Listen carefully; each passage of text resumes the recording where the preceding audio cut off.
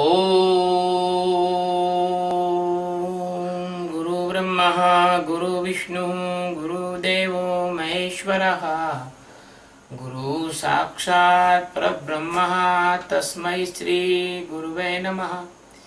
ध्यानमूलं गुरुमूर्ति पूजामूलं गुरुपदं मंत्रमूलं गुरुर्वाक्यं मोक्षमूलं गुरुकृपा।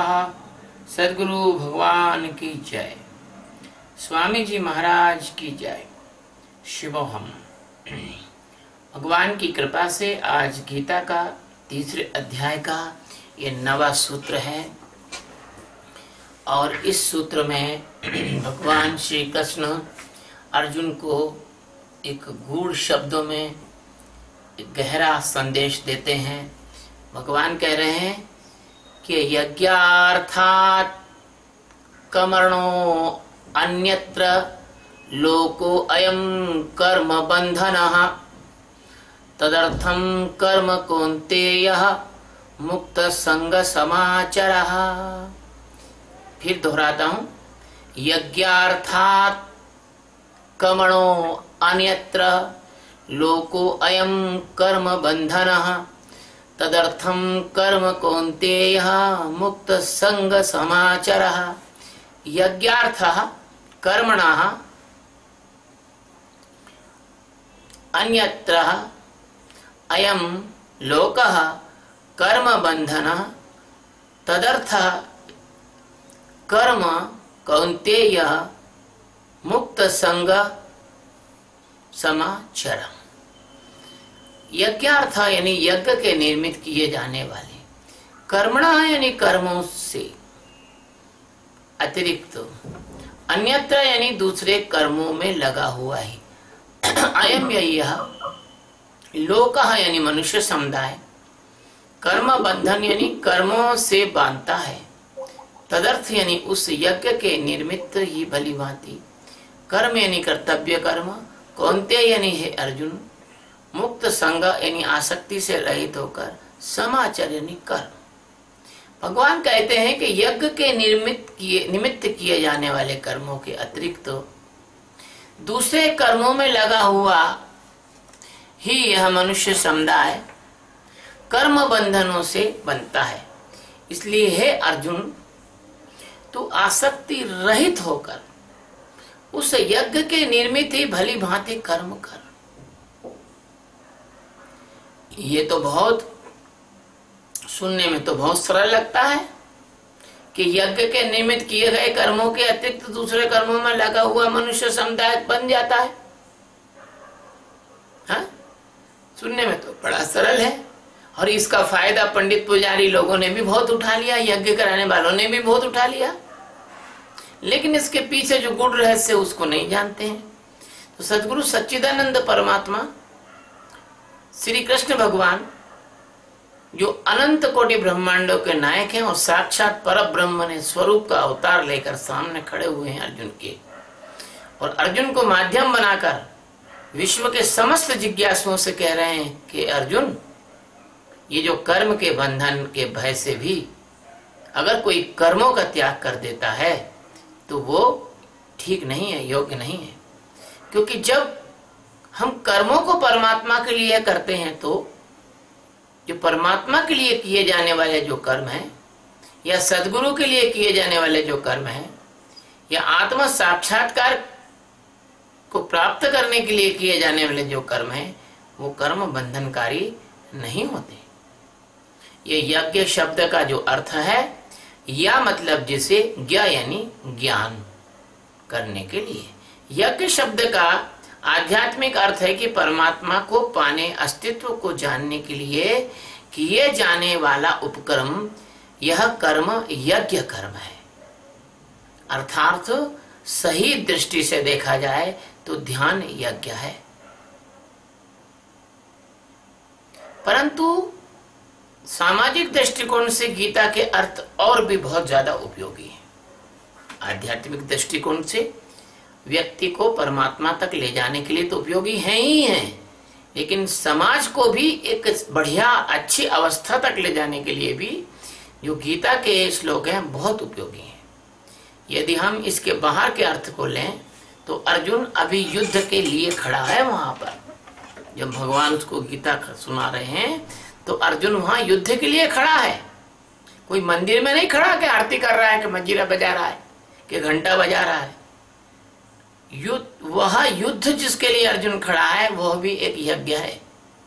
जैसे यज्ञ में जो अग्नि होती है, उस अग्नि में हविष्यान्न की आहुति दी जाती है, समिधा जलाई जाती है और उसमें हविष्यान्न की आहुति दी जाती है। ऐसे ही धर्मयुद्ध रूपी यज्ञ में जितने ये पाश्विक और तामसी और दुष्ट और जो निष्ठुर और आताताई जो धरती पर नर राक्षस होते हैं, इनको इनकी मौत की अग्नि में आहुति दी जाती है। वरना भगवान चाहते थे चुटकी बजाते और कौरवों का दिमाग ठीक कर देते। भगवान श्री राम चाहते थे चुटकी बजाते और रावण जो है वो राम में रूपांतरित हो जाता। भगवान चाहते तो उंगली का इशारा करते और चंदेरी के राजा शिशुपाल की मुंह की जवान बोलती बंद हो जाती। लेकिन भगवान इस जगत को, इस संसार को एक ऐसी शिक्षा देते हैं कि उस संसार में किस तरह से शांति और आनंद से रहा जाए। इसे संसार रूपी यज्ञ में किसकी आहुति दी जाए। इसलिए ये जो कौरव थे, इन कौरव की इस युद्ध में आहुति दी गई और भगवान ने ये नरमेघ यज्ञ कराया। उस समय ये नरमेघ यज्ञ था। ऐसा करने पर कोई पाप नहीं होता, ऐसा करने पर कोई बंधन नहीं होता। एक सैनिक, हिंदुस्तान की सरहद पे खड़ा हुआ सैनिक, यदि दुष्ट आताताइयों को गोली मारता है, यदि कोई भाई अपनी बहन बेटी की रक्षा के लिए बहन की इज्जत लूटने वाले को मार डालता है, ये पाप नहीं होता। अगर उसके लिए मारना असंभावी है, अगर नहीं मारेगा तो वो बहन की इज्जत भी लूट लेगा और भाई को भी मार देगा। तो अपनी जान बचाने के लिए कानून भी ये कहता है कि यह एक पाप कर्म नहीं है बल्कि पुण्य कर्म है। आज का कानून भले बदल गया होगा, लेकिन पुराने समय जो धर्म का कानून है वो इसी तरह का है कि ऐसा करने पर कोई पाप या कर्म बंधन या दोष नहीं लगता। भगवान रामचरितमानस में और वाल्मीकि रामायण में बाली को कहते हैं कि पुत्र वधू भगनी सुत नारी, सुन सट ये कन्या समाचारी, इन्हें कुदष्टि बिलो कही जेही, ताहे बदे कछु पाप न होगी। जो अपने पुत्र की बधू यानी अपनी बहू, अपनी बहन और पुत्र वधू भगनी सुत नारी और अपनी जो है सुत, अपना पुत्र है, उसकी स्त्री, बात तो एक ही हो गई ना, लेकिन चलो कहीं मैं भूल भी सकता हूं, कोई बात नहीं। तो इनको ये सुन सठ किसको कहते हैं? जो समझाने पर भी न माने। सठम प्रति साठ्यम कुर्यात मादरात प्रति मादरम, नीति का श्लोक है संस्कृत का। सठ सन विनय कुटिल सन प्रीति, सठ से विनय नहीं की जाती। तो बाली से कहा कि है सठ सुन, ये कन्या के समान होती है चारों। उन इन्हें कुदृष्टि बिलो कही जई, ताय बधे कछु पाप ना हुई। इसी तरह से जो हमारी मातृभूमि है, जन्मभूमि है, हमारा जो है देवभूमि है, हमारी पवित्र भूमि है, जहाँ भगवान राम और कृष्ण ने और भगवान के अनेक अवतारों ने अवतार लिया है, भगवान साक्षात आए हैं। यदि उस भूमि पर कोई तामसिक और ऐसी पार्श्विक शक्तियां बढ़ती हैं तो उन शक्तियों का नाश करना भी एक यज्ञ है। और ये सिद्धांत, यज्ञ का यह सिद्धांत था, ये भगवान श्री कृष्ण ने रामावतार, कृष्णावतार और बराह अवतार और नरसिंह अवतार और परशुराम अवतार, ऐसे कई अवतारों में भगवान ने इस बात को सिद्ध किया है। तो यहाँ जो श्लोक है वो यह भी कह रहा है कि इनकी जो आहुति देने से एक व्यक्ति को जो पुण्य मिलता है, किसी दुष्ट आताताई को मारने से समाज में कई लोग उसके अत्याचार से बच जाते हैं। कई लोग, जैसे कोई आदमी अपने शरीर पर बम बांधकर और तुम्हारे दिल्ली के कनॉट प्लेस में और मानव बन के जा रहा हो और वहां 100-200 लोगों को मारने वाला हो और तुमको पता चल जाए, तो यदि तुम उसको मार दो तो ये पाप नहीं होगा। यदि आप उसको मार देंगे तो ये पाप नहीं होगा, ये पुण्य का कार्य है। इसी तरह से यह एक गीता ये संदेश दे रही है कि यज्ञों में यह भी यज्ञ है। यज्ञ में सबसे बड़ा यज्ञ है कि सात्विक क्षत्रियोचित वीरों का कर्तव्य है कि वो अपनी मातृभूमि की रक्षा के लिए, अपने मातृभूमि की रक्षा के लिए, अपने राष्ट्र की रक्षा के लिए अपने प्राणों की भी आहुति दे दें और शत्रुओं के प्राणों की आहुति भी ले लें। तो भगवान श्री कृष्ण अर्जुन को समझा रहे हैं कि अर्जुन, ये तू यज्ञ समझ के कर, इसको यज्ञ समझ के कर। तू ये मत सोच तू गलत कर रहा है, ये है ना। दूसरा यज्ञ है, दूसरा यज्ञ का एक अर्थ है कि दीन दुखियों और बीमारों की सेवा। यदि आप दीन दुखियों और बीमारों की सेवा करते हैं, यदि आप दीन दुखी और बीमारों की सेवा करते हैं, यदि आप दीन दुखियों और बीमारियों की सेवा करते हैं, तो यह भी एक यज्ञ है। कहते हैं परोपकाराय पुण्याय पापाय च परिपीडनम। दूसरों की सेवा करना एक पुण्य का कार्य है और दूसरों को पीड़ा पहुंचाना यह पाप का कार्य है। तो यह भी एक यज्ञ है।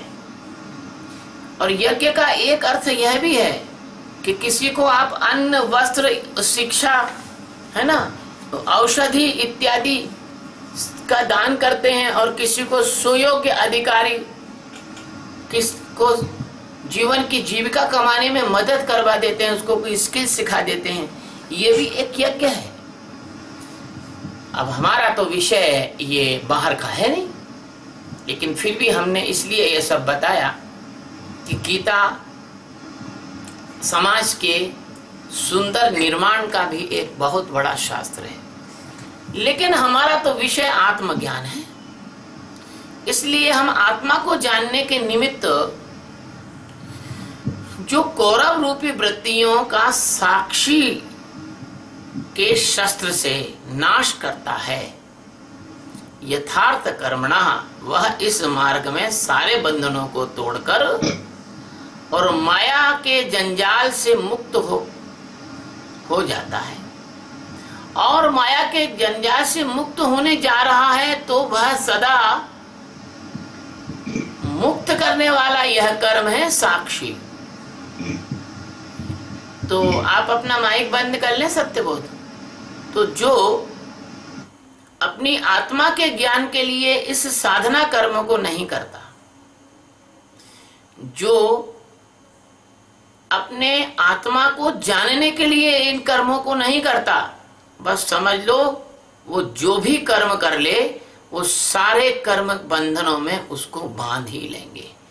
अन्यत्र यम लोक कर्म बंधना, इसका अर्थ है अन्य दूसरे जो कर्म हैं वो लोक बंधन, यानी इस लोक में बंधनकारी होते हैं। कहते हैं ना कि जिसने हीरा सा जीवन ये पाके और खोजा आत्मा न खुद को भुला के, जिसमें इतनी समझ भी ना आई, मुंह दिखाने के काबिल नहीं है, नाम सतगुरु का दिल से न भूलो, और यह भुलाने के काबिल नहीं है, बड़ी मुश्किल से नर्तन मिला है, यूं गवाने के काबिल नहीं है। तो अन्यत्र अयम लोका कर्म बंधना, बाकी के सारे जो आपके कर्म हैं वो आपको बंधन में डालने वाले हैं।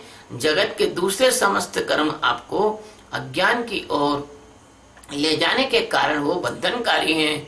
इसलिए भगवान कहते हैं कि तद अर्थ, उस परम बोध ज्ञान अवस्था के लिए ही हे कुंती पुत्र तू अनासक्त होकर अपना कर्तव्य कर्म कर, साक्षी होकर इस युद्ध को ध्यान बना ले और मार इन कौरवों को।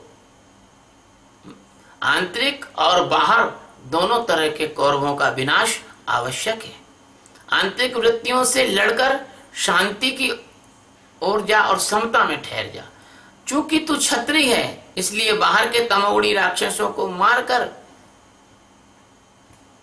इस पृथ्वी को सुखी और आनंदित बना, क्योंकि यदि ये जिंदा रहे तो ये आने वाले जो जिज्ञासु हैं इनको साधना नहीं करने देंगे, और ये जिंदा रहे तो इनका इतना ज्यादा ये आडंबर और इतना ज्यादा ये असत्य का बोलबाला करा देंगे कि इन आने वाले जो जिज्ञासु हैं वो बेचारे भ्रमित होकर इनका अनुकरण करने लग जाएंगे। इनके इस प्रकार से बहुत से लोगों को ये गलत रास्ते पर धकेल देंगे, जैसा कि आजकल हो रहा है। क्योंकि इंद्रियों का सभी लोग मजा लेना चाहते हैं, और ऐसे संत महात्मा जो लोगों को इंद्रियों की साधना सिखाते हैं उनके पास ज्यादा लोग इसलिए जाते हैं कि उनको उस साधना करने में मजा आता है। लेकिन वेदांत की जो साधना है वो जागरूकता की साधना है, जागरण की साधना है। उसमें कभी मजा नहीं आता, नीरसता होती है, लेकिन कुछ समय के बाद आनंद ही आनंद आ जाता है। तो कौरव बनना तो सरल है, क्योंकि कौरव बनना आकर्षक है, किंतु पांडव बनना यानी जिज्ञासु बनना कठिन है। अतः गीता का अर्थ दोनों पक्षों में उपयोगी है, व्यक्तिगत पक्षों में और सामाजिक पक्ष में। आज इस धरती को गीता के ज्ञान की आवश्यकता इतनी ज्यादा है क्योंकि तामसिक, हिंसक, शराबी, व्यभिचारी, कुटिल, धोखेबाज लोगों की संख्या दिनों दिन बढ़ती चली जा रही है। इससे पृथ्वी दबी चली जा रही है। मैं ज्यादा नहीं कहूंगा, पर इतना कहूंगा कि आप शाम को किसी शराब की दुकान पर देखें कितनी भीड़ हो रही है। दिनों दिन वो भीड़ बढ़ रही है, और सरकारें शराब के लाइसेंस बांटती हैं और राजस्व के लिए सरकारें शराब बेच रही हैं। मैं ऐसी सरकारों को लोक कल्याणकारी सरकार नहीं मानता। और शराब के विज्ञापनों को देने में जो लोग विज्ञापन दे रहे हैं शराब के पैसे के लालच में, वो समाज के लोगों को बहुत ज्यादा गड्ढे में डाल रहे हैं। समाज के लोगों को बहुत ज्यादा तरह तरह के बीमारियों में डाल रहे हैं। तो इस प्रकार से जो ये पृथ्वी है ये ऐसे तमोगुणी लोगों से दबी जा रही है।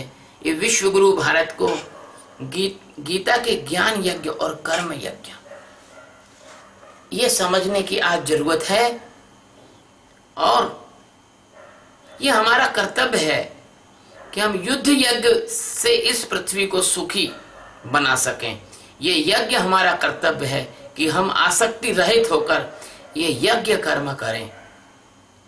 मुक्त संग से तात्पर्य है कि कर्मों के संग दोष, आसक्ति दोष ये ना हो। हम किसी को शत्रुता पूर्वक न मारे ना परेशान करें, लेकिन हम एक निष्पक्ष, एक सर्जन की तरह अगर कुछ करते हैं तो वो गलत ना होगा, है ना। हमारे अंदर भी हम आंतरिक भी सर्जन बने, तो हम जो भी करें, जैसा भी करें, वो परमात्मा के निमित्त ही करें। समाचार का मतलब होता है जो करें वो समता में ठहर कर करें। परित्राणाय साधूनाम विनाशाय च दुष्कृताम। हमारे जीवन का यह उद्देश्य होना चाहिए कि हम साधुओं का परित्राण करें, साधुओं की रक्षा करें, और दुष्कृत्य जो लोग हैं उनके विनाश के लिए हमेशा तैयार रहें। आध्यात्म कोई कायरता का मार्ग नहीं है। ये मत सोच लेना कि कोई आध्यात्म ऐसा मार्ग है कि आप जंगल चले जाओ, धुनी रमा के बैठ जाओ, है ना।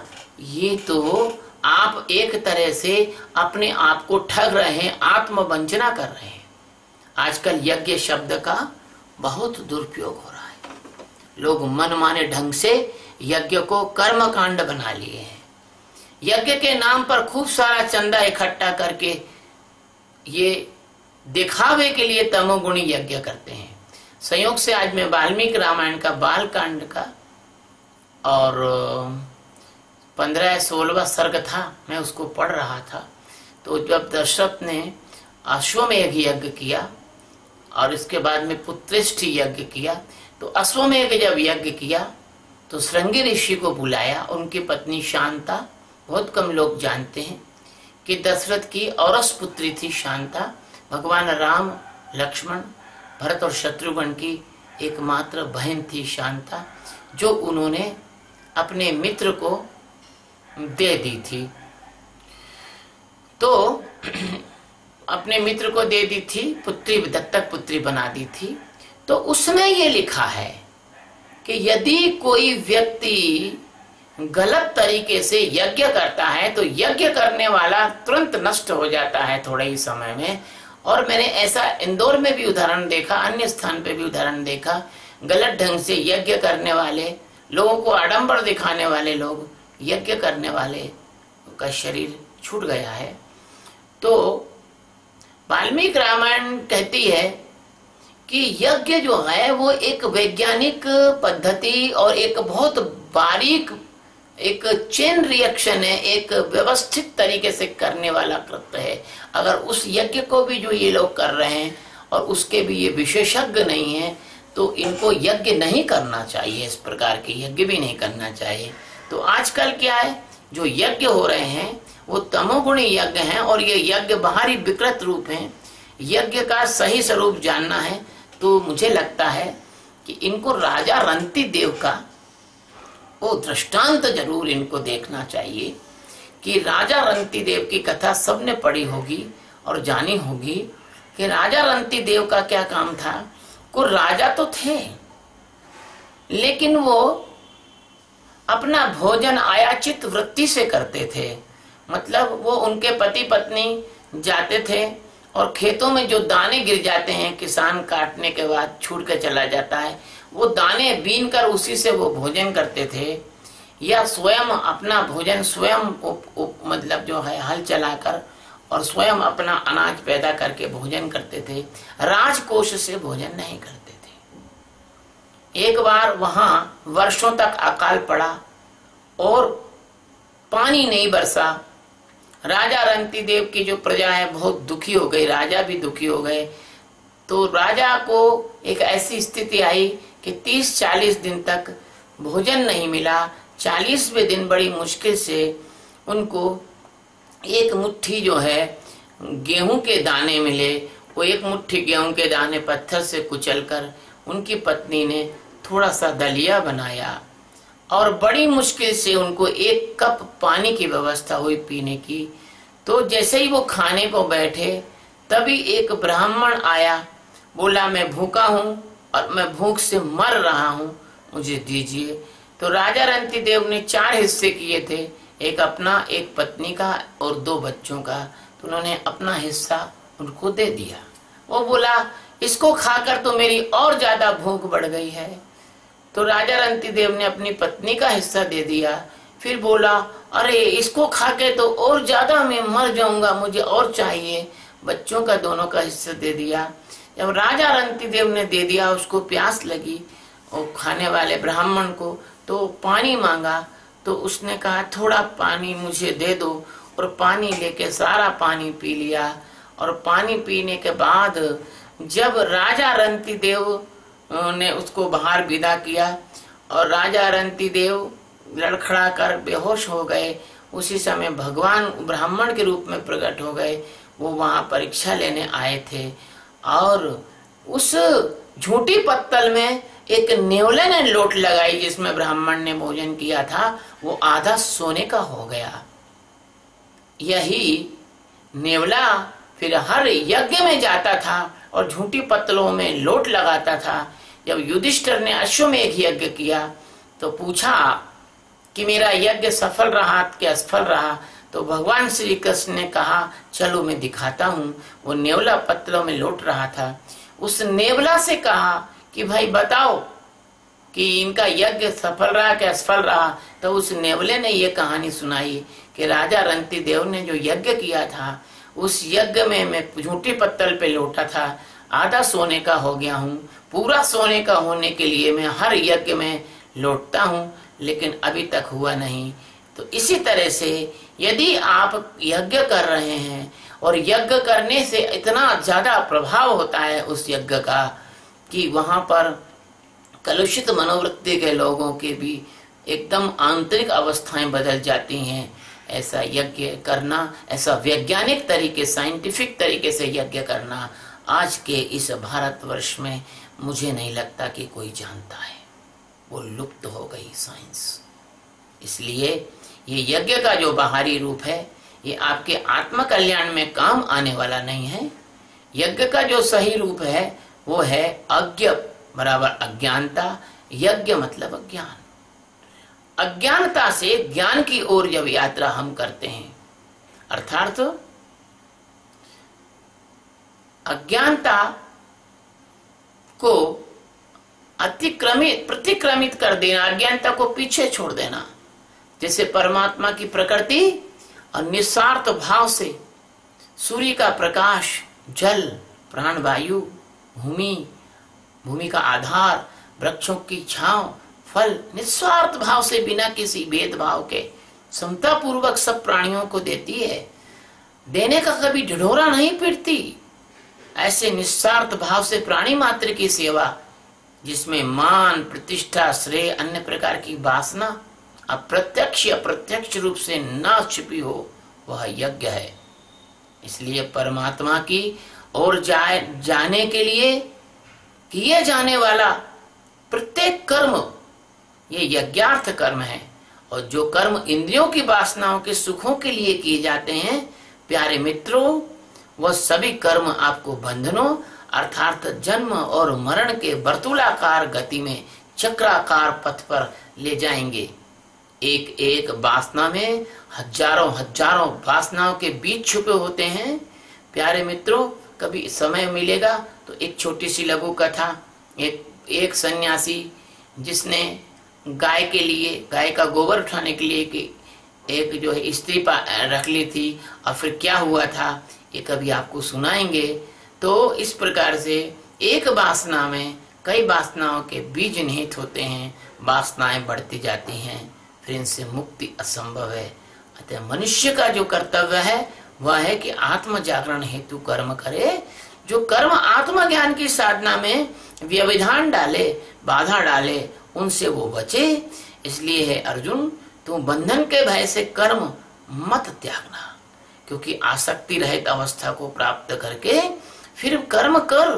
तात्पर्य यह है कि साक्षी को ठीक से पार कर ले, साक्षी को पका ले, साक्षी को रचा ले, साक्षी को बसा ले, ध्यान में खड़ा होगा, ध्यान में प्रवेश कर, फिर कर्म करेगा तो आसक्ति की लिप्तता ये कर्मों में बिल्कुल नहीं होगी। आसक्ति की लिप्तता का कर्मों में अभाव हो जाने से कर्म बंधनकारी ना होंगे। वैसे भी सद्गुरु की आज्ञा पालन करने में जो कर्म किए जाते हैं वो बंधनकारी नहीं होते। इसलिए प्यारे मित्रों, कम से कम इतना ही मान लो कि सद्गुरु की जो आज्ञा है उसको पालन करो अक्षरशः, तो तुम बंधन से मुक्त हो जाओगे।